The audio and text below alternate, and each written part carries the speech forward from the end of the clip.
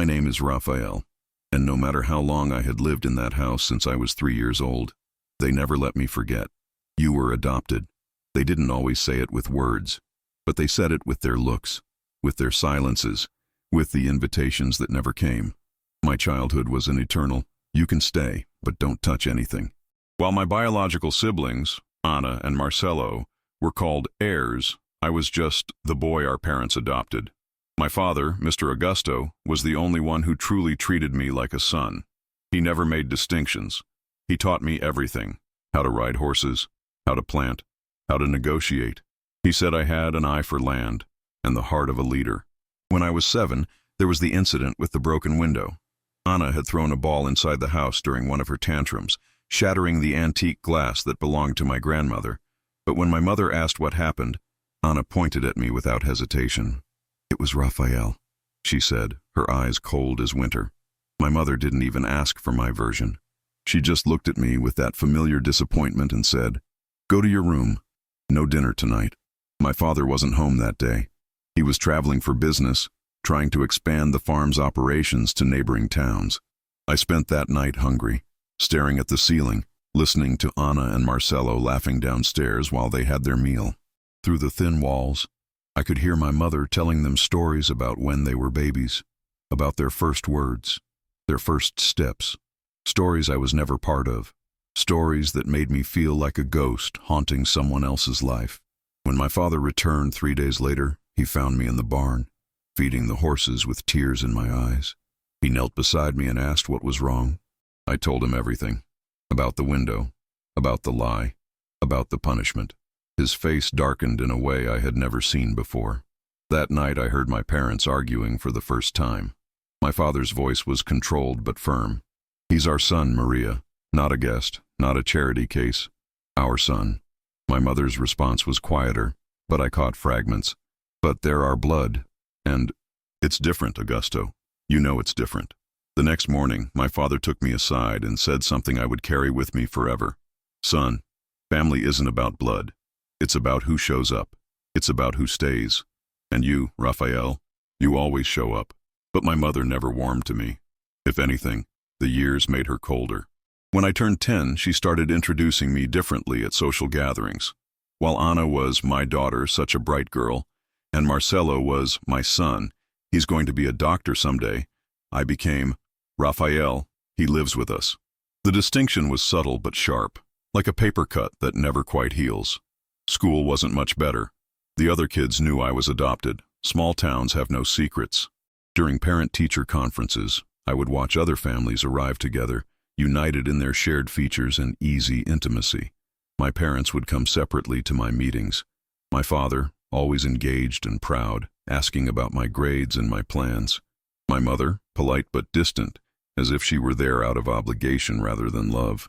But it was my father who saw me, really saw me. When I was 12, he started taking me to the fields early in the morning, before Anna and Marcelo woke up. He taught me to read the soil, to understand the seasons, to know when the cattle were healthy or sick just by watching them move. "You have intuition," he would say, his weathered hands pointing out things I wouldn't have noticed otherwise. "That's not something you can teach. That's something you're born with." Anna was more interested in her friends and makeup. Marcelo spent his time playing video games and talking about moving to the city as soon as he finished school. But I was there, in the dirt and the sun, learning everything my father had to teach. By the time I was 15, I was essentially running the farm's day-to-day operations.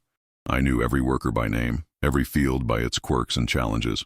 I could predict weather patterns better than the local meteorologist, and I had an instinct for market trends that impressed even the older farmers in the region. My father noticed. "You're not just learning the business," he told me one evening as we watched the sunset from the porch. "You're improving it. Those irrigation ideas you had? They've increased our yield by 30%. The breeding program you suggested? We're producing the finest cattle in 3 counties. But my siblings saw my growing involvement differently. To them, I was overstepping boundaries that my adoption should have established. Anna started making snide comments about how I was trying too hard to belong. Marcelo would roll his eyes whenever my father praised my work, muttering things like, "Of course, the adopted kid has to prove himself." The tension came to a head when I was 17. There was a family dinner with some of my father's business associates. important people who could influence the farm's future contracts. I had prepared a presentation about expanding into organic farming, complete with cost projections and market analysis. I had spent weeks researching, creating charts, preparing for every possible question. But when the time came, my mother interrupted me before I could even begin. "I'm sorry," she said to the guests, her smile apologetic but firm. "Rafael gets a bit carried away sometimes. He forgets this isn't really his business to worry about." The humiliation was complete. Anna and Marcelo smirked from across the table while my father's face flushed with anger, but he said nothing. He never contradicted my mother in public. That night I packed a bag and left. I didn't run away exactly. I was almost 18, and I had been accepted to agricultural college on a scholarship. I just moved my departure up by a few months. I spent 2 years away, learning everything I could about modern farming techniques, business management, and agricultural law. I thought about my father every day, but I was too proud and too hurt to call. I figured if he wanted me back, he would reach out. He did eventually. The call came on a Tuesday evening during my second year. His voice was older, more tired than I remembered. "Son," he said, and that single word carried so much weight. "I made a mistake. I should have stood up for you that night. I should have stood up for you every night. Come home." But it wasn't that simple. "What about Mom?" I asked. "What about Anna and Marcelo?" "Nothing's changed." "Maybe not," he admitted. "But I have. And this farm needs you. I need you." When I returned, the dynamic had shifted in subtle ways. My father was more assertive about my role in the family business, making it clear to everyone that I wasn't just helping out. I was being groomed to take over. This didn't sit well with my siblings, who had assumed that their birthright would eventually kick in, that their biological connection would trump my practical contributions. Anna had dropped out of college and was living at home, spending her days shopping online and her evenings at bars in town. Marcelo had finished his degree but showed no interest in medicine or any other career, preferring to live off the family's money while pursuing various get-rich-quick schemes that invariably failed. Meanwhile, I threw myself into the work with renewed purpose. I modernized the farm's equipment, implemented sustainable practices that reduced costs and increased profits, and built relationships with suppliers and buyers throughout the region. Within a year of returning, our profits had doubled. But my mother's attitude hadn't changed. If anything, my success seemed to irritate her more. She would make comments about how I was taking over, as if my contributions were somehow aggressive rather than valuable. She started having private conversations with Anna and Marcelo about protecting their interests, conversations that would stop abruptly whenever I entered the room. My father, on the other hand, became more open about his pride in me. He started taking me to industry conferences, introducing me as my son, the future of our operation. He would brag to other farmers about my innovations, my dedication, my vision for the business. "You know," he told me one evening as we reviewed the quarterly reports, "I've been thinking about succession planning, about making sure everything is structured properly for the future." I thought he meant creating a will, establishing clear inheritance lines. I assumed Anna and Marcelo would get their shares, and I might get some portion as well, hopefully enough to maintain my role in the business I had helped build. I had no idea what he was actually planning. The signs were there, but I didn't recognize them at the time. The meetings with lawyers that he didn't fully explain, the paperwork he asked me to sign, documents he described as routine business updates, the conversations about my long-term commitment to the farm, my vision for its future. When I was 22, he sat me down for what I thought was just another business discussion. "Son," he said, "I want you to understand something. This land, this business, everything we've built here, it's yours. Not someday, now." I didn't understand what he meant. "What do you mean, now?" He pulled out a folder thick with legal documents. "I've been transferring ownership to you gradually over the past 2 years. Every major asset, every piece of property, every business account. It's all in your name now." The shock was overwhelming. "But what about Anna and Marcelo? What about Mom?" "They have trust funds," he said simply. "Enough to live comfortably for the rest of their lives, if they're smart about it. But this farm, this business, it needs someone who understands it, someone who will protect it and grow it. That's you, Rafael. It's always been you." I tried to process what he was telling me. "Does Mom know? Do they know?" "No," he admitted. "And I need you to promise me something. Don't tell them. Not yet." Let me handle that conversation when the time is right. But the time never came. At least not the way he planned. My father's health started declining when I was 24. It began with small things, forgetting names, losing his balance occasionally, getting tired more easily than usual. We attributed it to age and stress, but the symptoms gradually worsened. The diagnosis came 6 months later. Early onset Alzheimer's, complicated by heart disease. The doctors were frank about the prognosis. He might have 2 or 3 good years left, maybe 5 if we were lucky. From that moment on, I became his primary caregiver, not because anyone asked me to, but because it felt natural, necessary. I drove him to every medical appointment, managed his medications, helped him maintain his dignity as his memory began to slip. Anna and Marcelo were notably absent during this period. Anna was busy with her social life, claiming that hospitals depressed her. Marcelo was pursuing some new business venture that required his full attention. My mother cared for my father in practical ways, cooking his meals, doing his laundry, but she seemed unable to cope with the emotional weight of his decline. So it fell to me. The long nights when he couldn't sleep, confused about where he was or what year it was. The difficult conversations about the future of the farm, discussions we had to repeat multiple times as his short-term memory faded. The heartbreaking moments when he would look at me with complete recognition and love, followed by periods where he thought I was a stranger. During his lucid moments, he would talk about the farm, about the decisions he had made, about his hopes for my future. "I'm proud of you, son," he would say, often multiple times in the same conversation. "You're going to do great things with this place. You already have." But he also talked about his regrets, about not being a better advocate for me when I was younger, about the family dynamics that had made my childhood more difficult than it should have been. "I should have protected you more," he said one evening, his eyes clear and focused in a way they hadn't been for weeks. "I should have made it clear from the beginning that you belonged here, that you were wanted." "You did protect me," I told him, "in the ways that mattered most." As his condition worsened, Anna and Marcelo finally began showing up more regularly, but their visits had a different quality than mine. They would ask him about finances, about where certain documents were kept, about his plans for the family assets.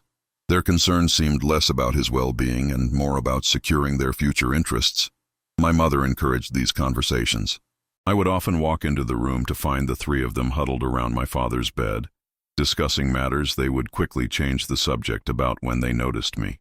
But my father's mind, even in decline, remained sharp about certain things. "Where's Rafael?" he would ask whenever I was away for more than a few hours. "Is Rafael coming back? I need to talk to Rafael." The last year was the hardest. He required almost constant supervision, and I found myself sleeping in a chair beside his bed most nights. The farm's operations were suffering because I couldn't give them my full attention, but I couldn't bear the thought of leaving him in someone else's care. Anna suggested hiring professional caregivers. "You're killing yourself," she said, though her concern seemed more about the farm's declining profits than my well-being. "Besides, you're not really qualified to handle someone with his condition." But my father would become agitated whenever strangers tried to care for him. "Where's my son?" he would ask, even when his memory was at its worst. "I want Rafael. Get Rafael." So I stayed.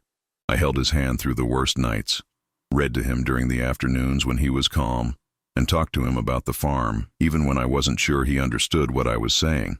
3 days before he died, he had one of his clearest moments in months. He gripped my hand with surprising strength and looked directly into my eyes. "The papers," he said urgently. "The lawyer has all the papers. Don't let them tell you it's not yours. It's yours, Rafael. All of it.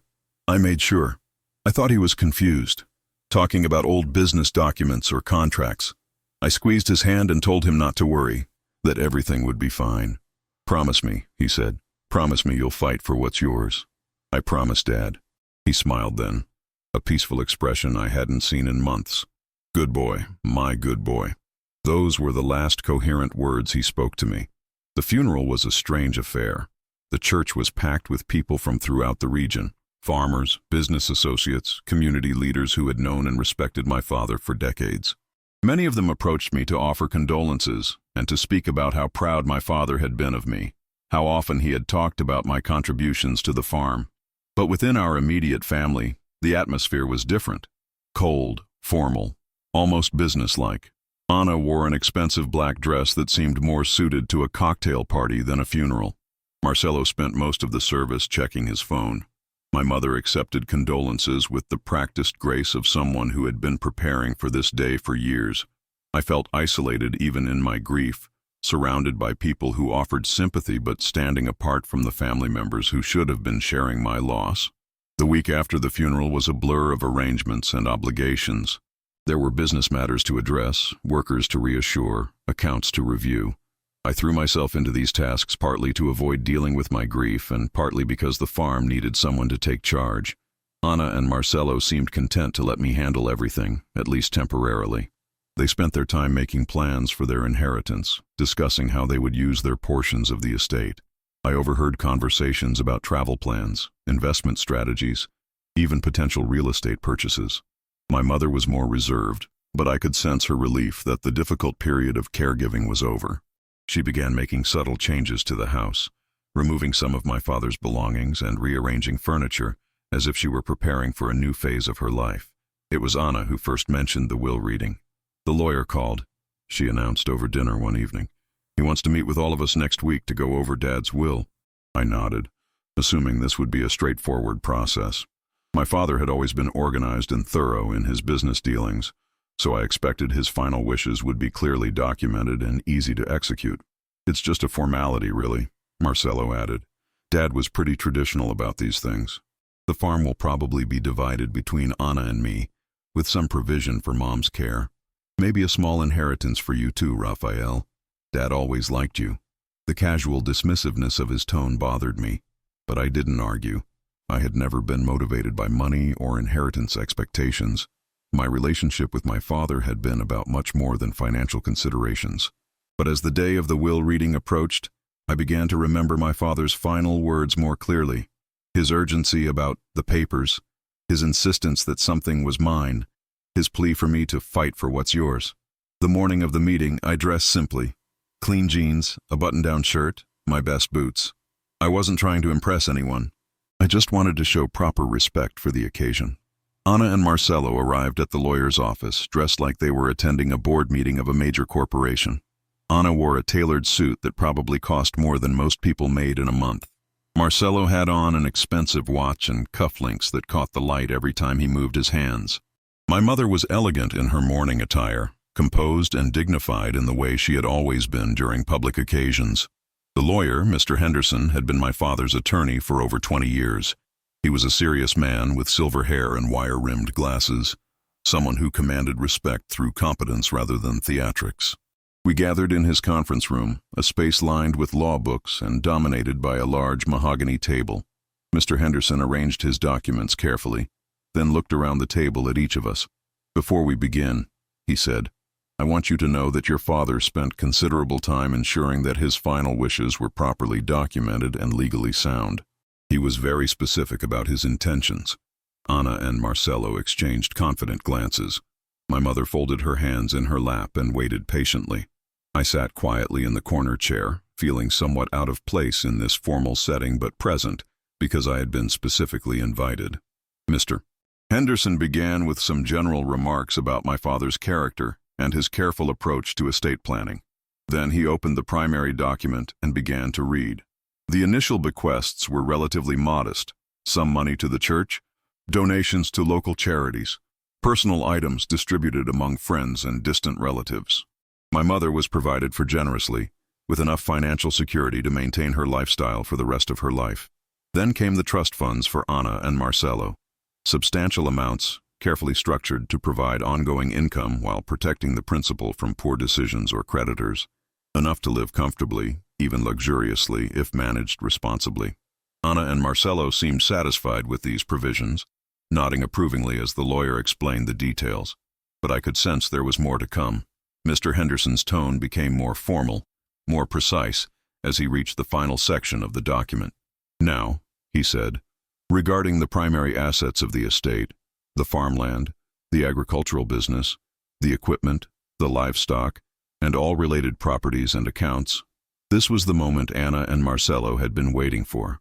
They leaned forward slightly, ready to hear how their father's legacy would be divided between them. That's when Marcelo interrupted. "Look, No offense, Mr. Henderson, he said, gesturing in my direction. But this is really a family matter. Rafael was adopted. He's not technically entitled to inheritance discussions. Anna nodded in agreement. Exactly. Dad gave him a home and opportunities, which was generous. But when it comes to the actual estate, well, blood is blood. The silence that followed was deafening. I felt my face flush with embarrassment and anger, but I remained seated, waiting to see how Mr. Henderson would respond. The lawyer looked at Marcelo over his glasses, his expression unreadable. I see, he said quietly. Then he shuffled through his papers, pulling out several additional documents. Actually, Mr. Henderson continued, his voice taking on a sharper edge. Rafael's name appears on all of the major property deeds. The farmland, the rental properties, the business accounts, the equipment inventory. Everything has been legally transferred to him over the past several years. The room went completely silent. Anna was the first to speak. What do you mean, transferred? Like, in the will? No, Mr. Henderson replied calmly. Transferred during your father's lifetime. Beginning approximately 3 years ago, your father systematically changed the ownership of all major assets from his name to Rafael's name. These are legal transfers, properly recorded, witnessed, and notarized. Marcelo stood up abruptly, his chair scraping against the floor. That's impossible. Dad wouldn't do that without telling us. Mr. Henderson spread several documents across the table. Here are the deed transfers for the farmland, 847 acres in total. Here are the business incorporation papers showing Rafael as the sole owner of Augusto Agricultural Enterprises. Here are the bank account changes, the equipment titles, the livestock registration transfers. I stared at the papers in shock. My father had mentioned some routine business documents over the years, things he had asked me to sign without fully explaining their significance. I had trusted him completely, never imagining the scope of what he was doing. This is fraud, Anna said, her voice rising. Rafael must have manipulated Dad somehow. A sick old man, probably confused by his medication. Mr. Henderson's expression hardened. Mrs. Anna, I need to stop you right there. Your father was of completely sound mind when he made these decisions. He consulted with me extensively, underwent cognitive testing to ensure his competency, and made these choices deliberately over an extended period of time. He pulled out another folder. Furthermore, he left detailed explanations for his decisions. Would you like me to read his statement? Nobody responded, so he continued. I am transferring ownership of my agricultural assets to my son Rafael because he has demonstrated, over many years, the knowledge, dedication, and character necessary to preserve and grow what I have built. He has been my partner in this business in every meaningful way. He has earned this responsibility through his contributions, his loyalty, and his love. Anna and Marcelo are my children, and I love them, but they have shown no interest in or aptitude for agricultural work. The trust funds I have established for them will provide financial security for their entire lives, allowing them to pursue their own interests without the burden of managing a business they do not understand or value. The lawyer paused, then looked directly at Anna and Marcelo. Rafael may not share my DNA, but he shares my values, my work ethic, and my commitment to this land. He is my son in every way that matters, and this farm is his inheritance by right of merit, not just by accident of birth. Anna's face had gone pale. Marcelo was gripping the edge of the table, his knuckles white. How much? Marcelo asked quietly. How much is it all worth? Mr. Henderson consulted his notes.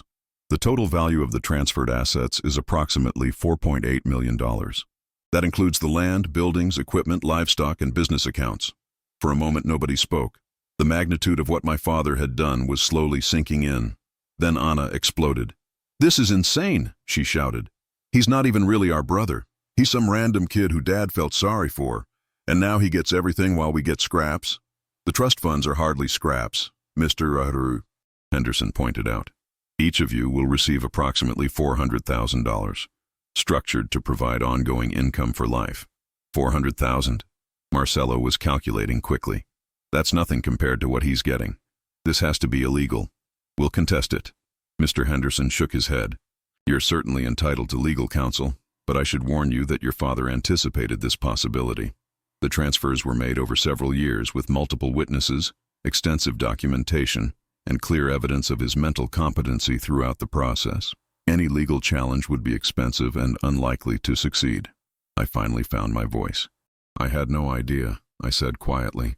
He never told me the full extent of what he was doing. Of course you knew, Anna snapped. You probably planned this whole thing, playing the devoted son while you manipulated a sick old man. The accusation stung because it was so far from the truth. I took care of him because I loved him, not because I expected anything in return. Right, Marcelo said sarcastically. And it's just a coincidence that you ended up with everything. Mr. Henderson intervened. If I may, he said, your father specifically addressed this concern in his notes. He wrote, Rafael's care for me during my illness was motivated by love, not greed.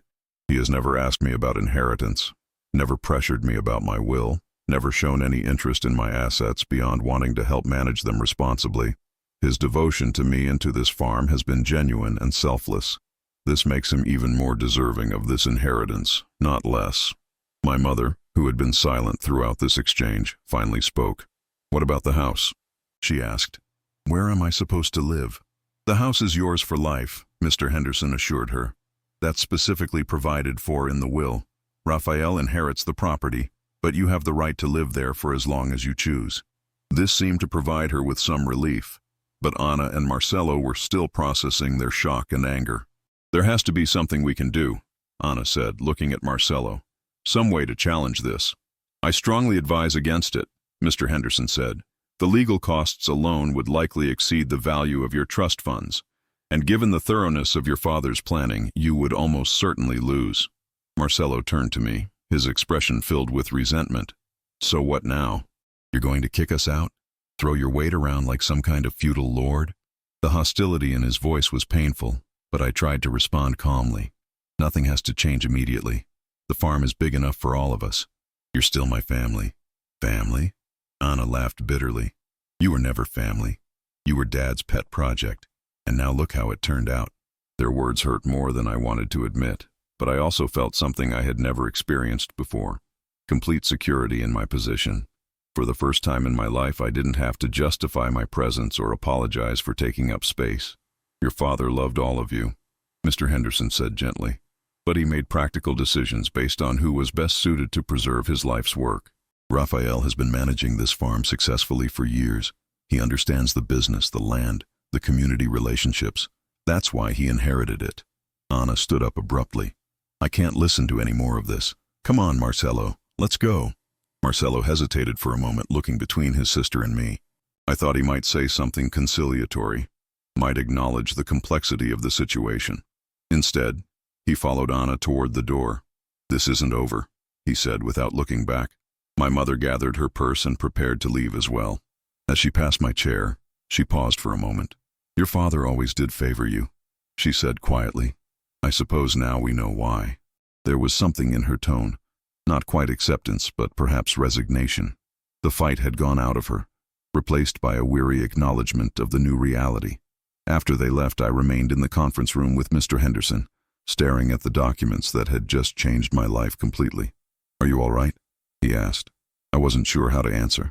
I felt overwhelmed, grateful, guilty, and vindicated all at the same time. He really planned all of this? I asked. Mr. Henderson nodded. He was very thorough. He knew there would be resistance, and he wanted to make sure his wishes were legally unassailable.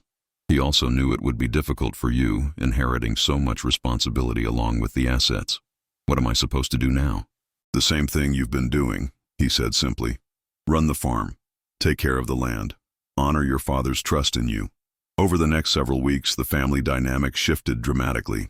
Anna and Marcelo spent their time consulting with other lawyers, trying to find some angle to challenge my father's decisions.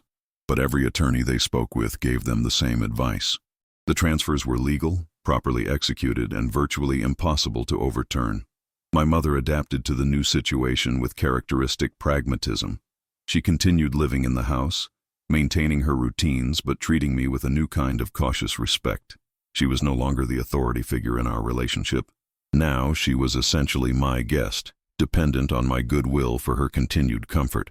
The workers on the farm adjusted quickly to the formal recognition of what had been true for years, that I was their real boss, the person who made decisions and signed their paychecks. Most of them seemed relieved to have the uncertainty resolved, But the emotional toll was significant. I had gained financial security and legal recognition, but I had lost any pretense of family harmony. Anna and Marcelo's resentment was palpable whenever we were in the same room. They had stopped speaking to me directly, communicating only through terse messages when absolutely necessary. 3 months after the will reading, Anna announced that she was moving to the city. She had found an apartment and a job in marketing, she said, though I suspected she was mostly planning to live off her trust fund while pursuing a more glamorous lifestyle. "I can't stay here," she told my mother, loud enough for me to overhear.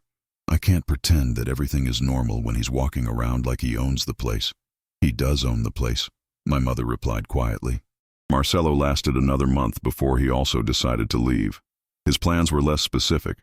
Something about starting his own business, maybe moving overseas, definitely getting away from the toxic family situation. Their departures were anticlimactic. No tearful goodbyes, no reconciliation attempts, just awkward exchanges of contact information and promises to stay in touch that we all knew were unlikely to be kept.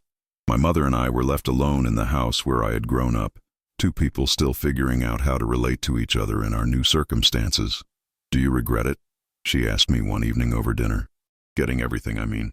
Sometimes inheritance can be more of a burden than a blessing." I considered her question carefully. "I regret how it happened," I said finally. "I regret that Anna and Marcelo feel like they were cheated. I regret that our family fell apart. But do I regret that Dad trusted me with his life's work? No, I don't regret that." She nodded thoughtfully. "He was right, you know, about you being the right person to run this place. I may not have always shown it, but I could see how much you cared about the farm, how hard you worked. It was the closest thing to an apology I had ever received from her, and I accepted it gratefully." "What about you?" I asked. "Do you regret anything?" She was quiet for a long time. "I regret not being a better mother to you," she said finally. "I let my own insecurities about adoption, about blood relationships, affect how I treated you. That wasn't fair." These conversations became more frequent over the following months. My mother and I began to develop a different kind of relationship, one based on mutual respect rather than the complex dynamics of my childhood. She shared stories about my father that I had never heard, helped me understand some of his business relationships, and offered advice about managing the farm's social and political aspects. A year after my father's death, the farm was more profitable than it had ever been. I had implemented new sustainable practices, expanded our product lines, and developed relationships with premium buyers who paid top dollar for our quality livestock and produce. But the success felt incomplete without family to share it with. Anna called occasionally, usually when she needed money or wanted to complain about her job. Marcelo sent brief emails from various locations. He seemed to be traveling constantly, funding his adventures with careful withdrawals from his trust fund. Neither of them had been back to visit. On the second anniversary of my father's death, I decided to write them both letters, not asking them to come home, not trying to justify my inheritance, just sharing memories of our father and expressing my hope that we might someday find a way to be family again. Anna never responded, but 3 weeks later I received a package from Marcelo. Inside was a photo of our father and me, taken during one of our early morning rides around the property. I was maybe 15, grinning at the camera while Dad pointed out something in the distance. On the back, Marcelo had written, "He was proud of you. I can see that now." It wasn't a reconciliation, but it was acknowledgement. And for now, that felt like enough. I kept the photo on my desk, next to the deed that bore my name, in the office where my father had taught me to understand both the business of farming and the responsibility of stewardship. Every morning, I walked the same fields he had walked, made decisions about the same land he had protected and improved for 30 years. I carried his legacy forward not because I shared his blood, but because I shared his values, his commitment, and his love for the place we both called home. My name was Rafael. I had been adopted into this family as a child, but I had earned my place through dedication, loyalty, and love. The documents in the lawyer's office had simply made official what my father had always known. That family is defined not by biology, but by who shows up, who stays, and who honors the trust placed in them. For the first time in my life, my name didn't hurt to carry. It was mine by right, by choice, and by the faith of a man who saw in me not just a son, but a worthy successor to everything he had built. That was enough. That was everything. But life has a way of testing even the most solid foundations. 5 years after my father's death, just when I thought I had found peace with my circumstances, everything changed again. It started with a phone call on a Tuesday morning in March. I was in the barn, checking on a mare who was due to foal any day, when my phone rang. The number was unfamiliar, but something made me answer. "Is this Rafael Mendoza?" The voice was professional, female, with a slight accent I couldn't place. "Yes, this is Rafael. My name is Dr. Elena Vasquez. I'm calling from the genealogy department at the University of São Paulo. We've been conducting research into family histories for a medical study, and your name came up in our database." I leaned against the barn wall, confused. "I'm sorry, but I think you have the wrong person. I was adopted as a child. I don't have any biological family information. Actually, Mr. Mendoza, that's why I'm calling. We believe we may have found your biological family." The words hit me like a physical blow. After 28 years of life, after finally making peace with my adopted family situation, the past was suddenly reaching out to claim me. I don't understand. How is that possible? Dr. Vasquez explained that they had been working with DNA samples from various sources, including adoption agencies, hospitals, and missing persons databases. My DNA, taken during a routine medical procedure years earlier, had matched with samples from a family who had been searching for a missing child for over 2 decades. "We'd like to arrange a meeting," she said. "If you're interested, of course. We understand this can be overwhelming." I sat in silence for a long moment, watching the pregnant mare pace restlessly in her stall. "Who are they?" I finally asked. "The Herrera family. They live about 3 hours from your current location. They've been looking for their son, Miguel, who disappeared when he was 3 years old. Miguel. My real name, apparently. The name I might have grown up with if circumstances had been different. What happened to him? To me, I mean.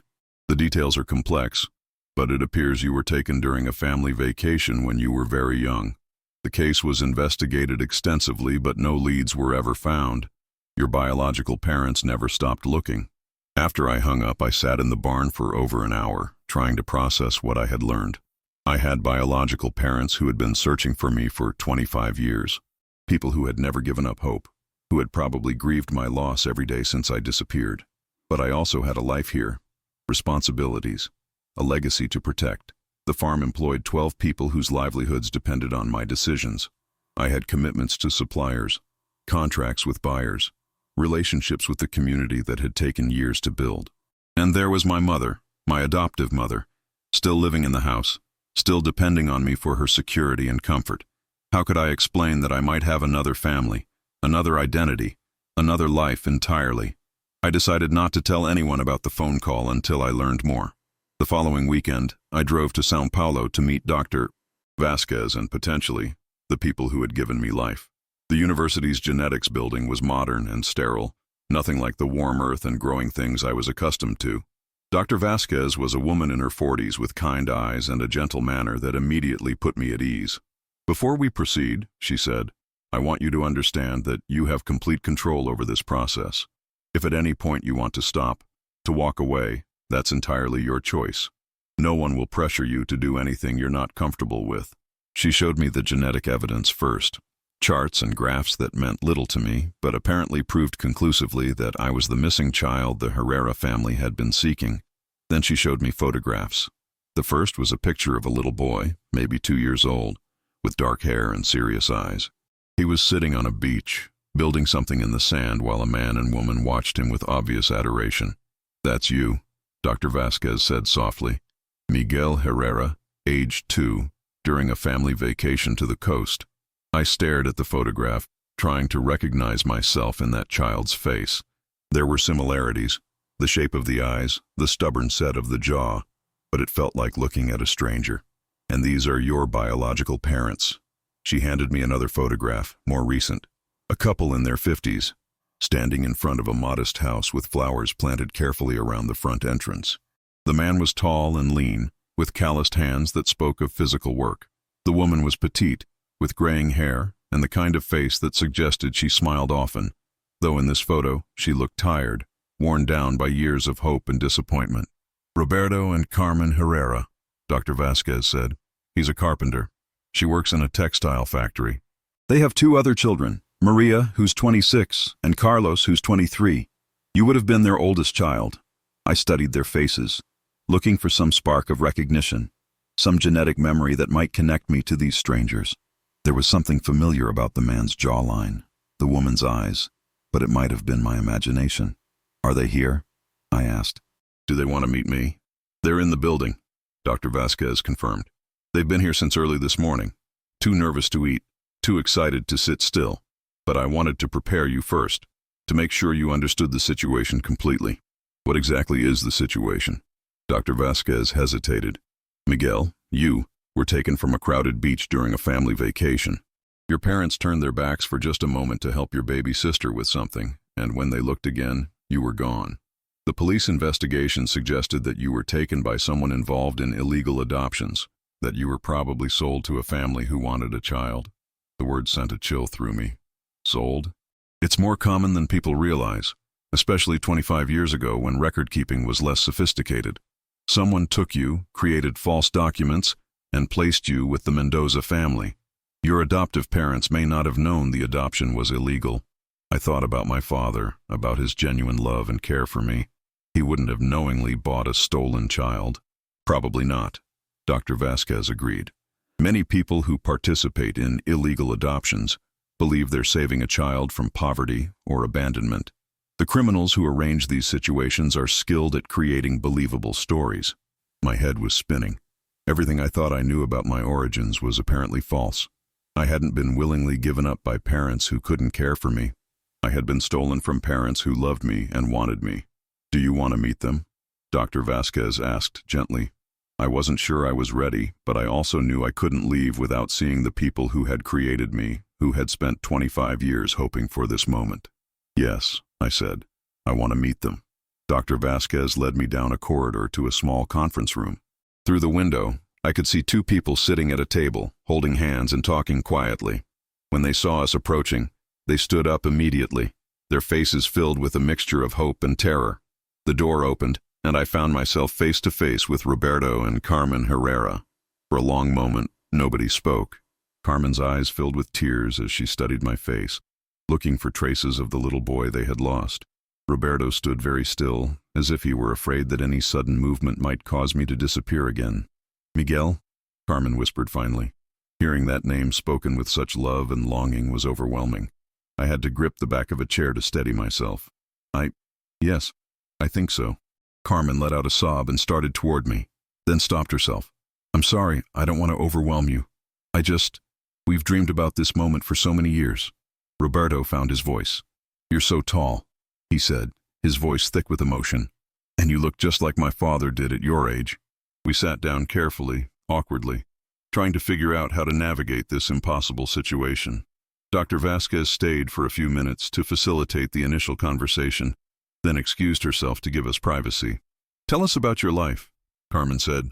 Are you happy? Have you been treated well? I found myself giving them an abbreviated version of my story. The adoption, my relationship with my father, the farm, my inheritance. I tried to emphasize the positive aspects, not wanting to add to their guilt about what I had endured. But Carmen was perceptive.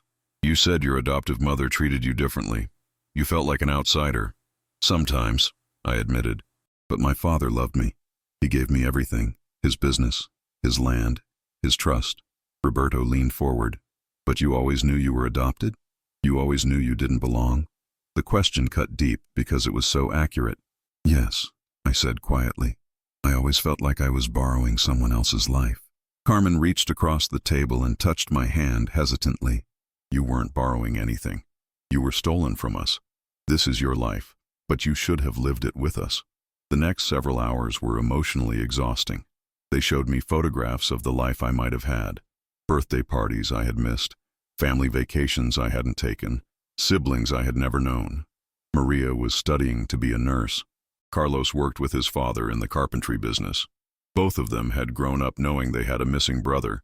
Both had been part of the search efforts over the years. They want to meet you too, Carmen said. But we didn't want to overwhelm you all at once.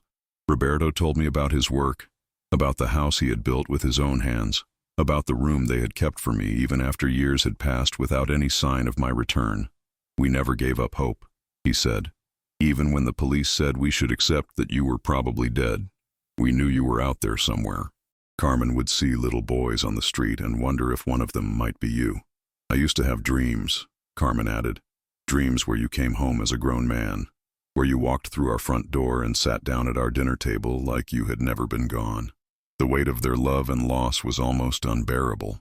These people had suffered for 25 years because of my absence, and now they were looking at me with such hope, such desperate need for connection. But I also felt guilty for not being more excited, for not feeling the instant bond they seemed to expect. They were strangers to me, no matter what our DNA revealed. The life they described, the family they wanted me to rejoin, was foreign and intimidating. I need time, I told them finally. This is all so overwhelming. I need to think about what this means. They exchanged glances, and I could see their disappointment.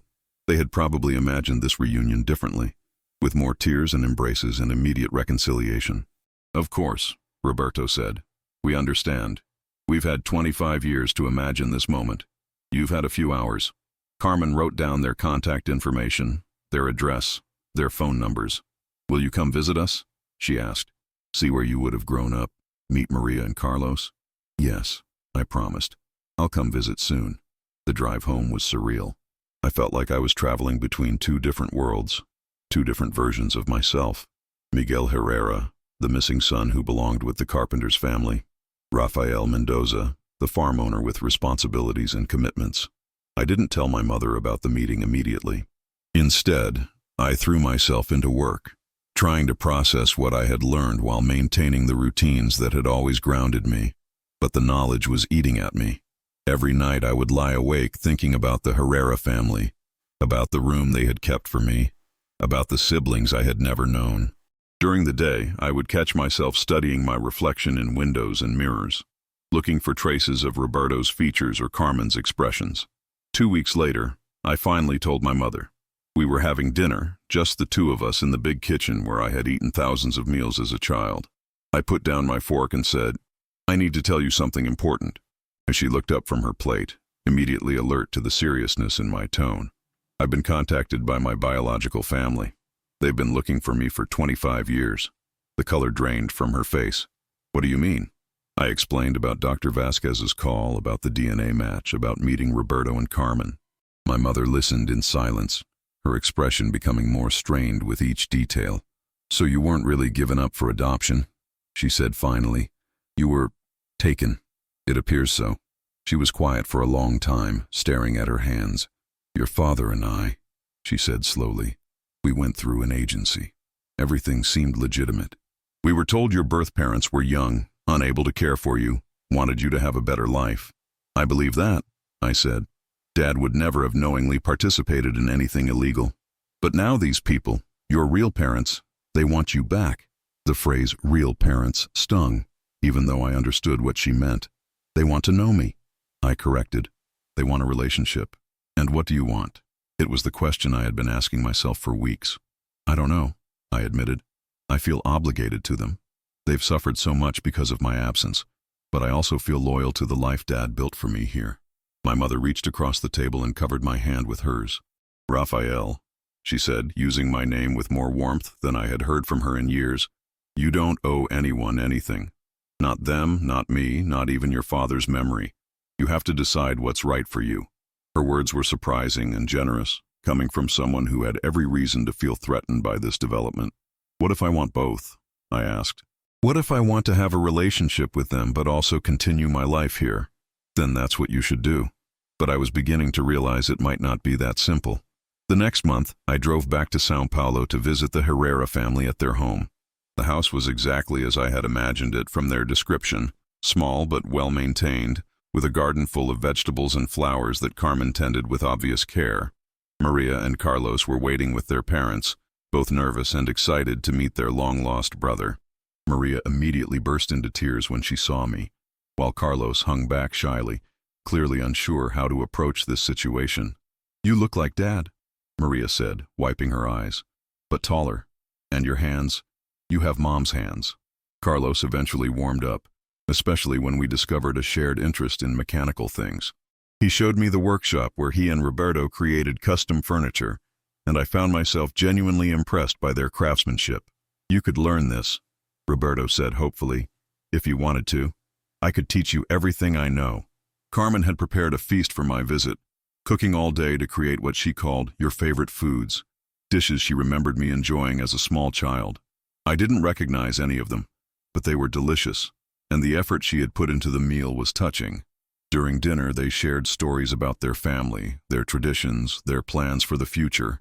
They talked about the business Roberto and Carlos were building together, about Maria's upcoming graduation from nursing school, about their dreams of buying a larger house someday. There would be room for you, Carmen said hopefully, in the new house, a workshop where you could work with Roberto and Carlos, maybe start your own business. I could see the future they were imagining. Miguel Herrera, carpenter's son, working alongside his father and brother, living nearby with a wife and children they could spoil and love. It was a warm, appealing vision, but it felt like trying on clothes that belonged to someone else. That night, I stayed in the room they had kept for me all these years. It was exactly as Carmen had described, frozen in time, waiting for a 3-year-old who had never come home. There were toys I might have played with, books I might have read, clothes in sizes I had outgrown decades ago, lying in that small bed, surrounded by the artifacts of a childhood I had never experienced. I felt the full weight of what had been lost. Not just my relationship with these loving people, but an entire alternate version of myself. Miguel Herrera might have been happier, more secure, more certain of his place in the world. But Miguel Herrera would never have learned to read the land the way Rafael Mendoza had. He would never have inherited 847 acres of prime farmland, never have built a successful agricultural business, never have employed a dozen families or contributed to his community's economic stability. Which version of myself was more valuable? Which life was more meaningful? The next morning, over breakfast, Roberto made his pitch. I know this is complicated, he said. I know you have responsibilities where you live now, but you're our son. You belong with us. We've lost 25 years together. We don't want to lose any more time. Carmen nodded eagerly. You could sell the farm, move here, start fresh. We could be a real family. The suggestion hit me like a slap. Sell the farm? Walk away from everything my father had built, everything he had entrusted to me. I can't do that, I said, more sharply than I intended. The farm isn't just my livelihood, it's my responsibility. There are people depending on me. But we're your family, Maria said softly. We're your blood. There it was again. The assumption that biological connection trumped everything else, that DNA was destiny. I know, I said carefully, and I want to have a relationship with all of you, but I can't abandon my life to recreate a childhood that's already gone.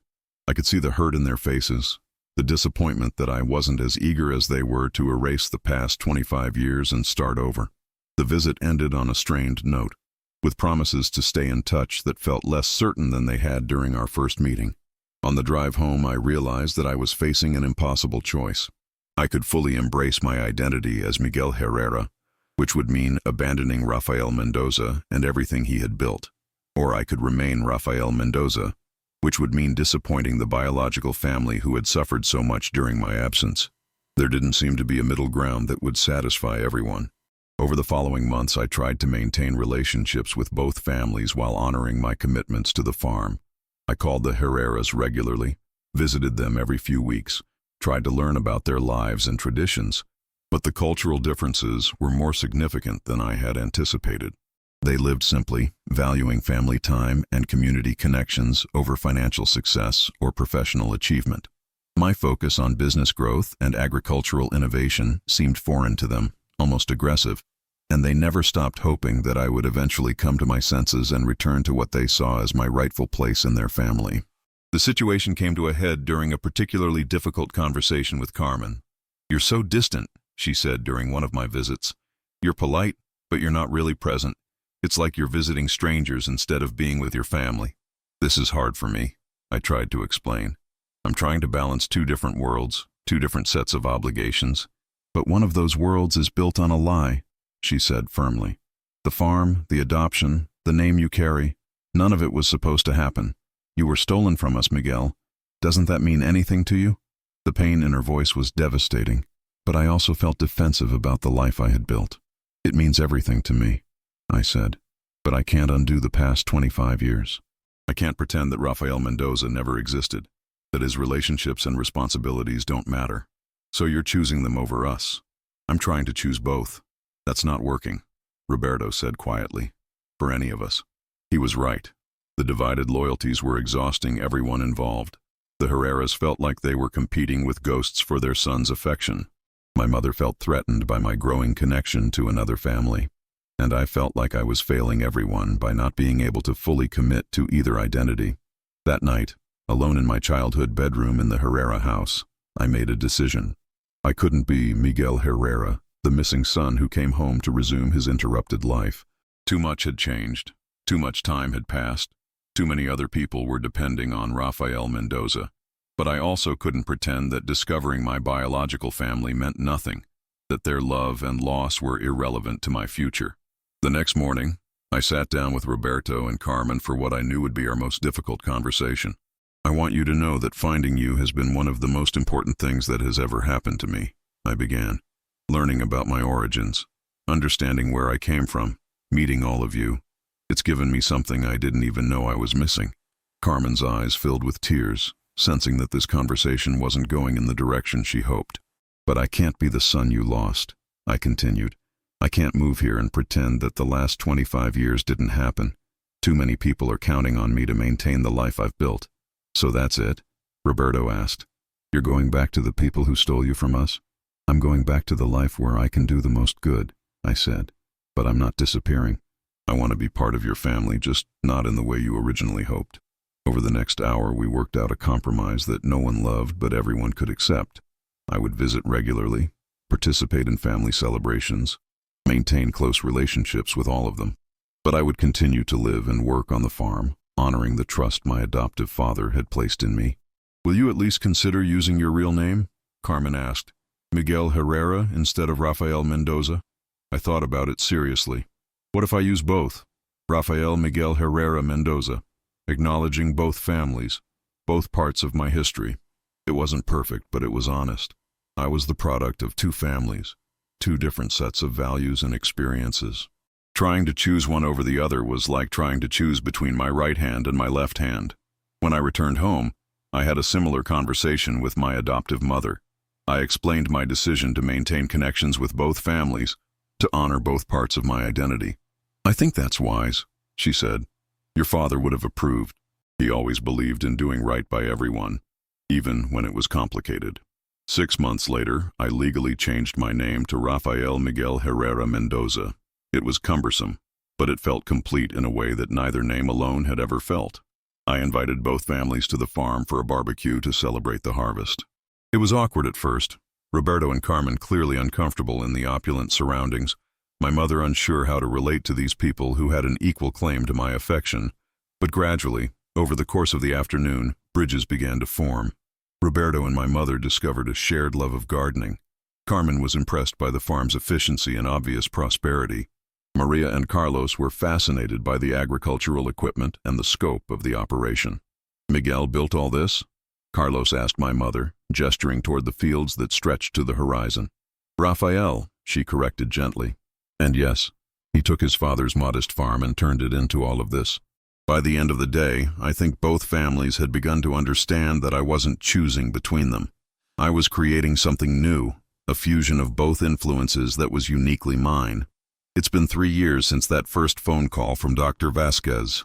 The farm continues to thrive under my management. I've expanded into organic certification and sustainable practices that have attracted premium buyers from throughout the region. My adoptive mother and I have developed the closest relationship we've ever had, built on mutual respect and genuine affection rather than obligation. The Herrera family has become a regular part of my life. I spend holidays with them, help Carlos with his carpentry business, and have even taught Roberto some modern farming techniques that he's applied to their family garden. Ana and Marcelo still don't speak to me, but that pain has lessened over time. Some relationships can't be repaired, and I've learned to accept that their resentment is about their own disappointments rather than anything I've done wrong. My name, Rafael Miguel Herrera Mendoza, tells the complete story of who I am. The adopted son who earned his place through dedication. The missing child who found his way back to love. The man who chose to honor both families instead of choosing between them. Standing in the fields my father entrusted to me, surrounded by the land that has shaped my character and values, I finally understand what he meant when he said family isn't about blood. It's about who shows up, who stays, and who honors the trust placed in them. I showed up for him during his illness. I stayed to protect his legacy, and I've honored the trust of both families by refusing to let their pain and expectations force me to abandon either part of myself. My name doesn't hurt to carry anymore. It's complex, hyphenated, impossible to fit on most forms, but it's completely, authentically mine. And that, finally, is enough.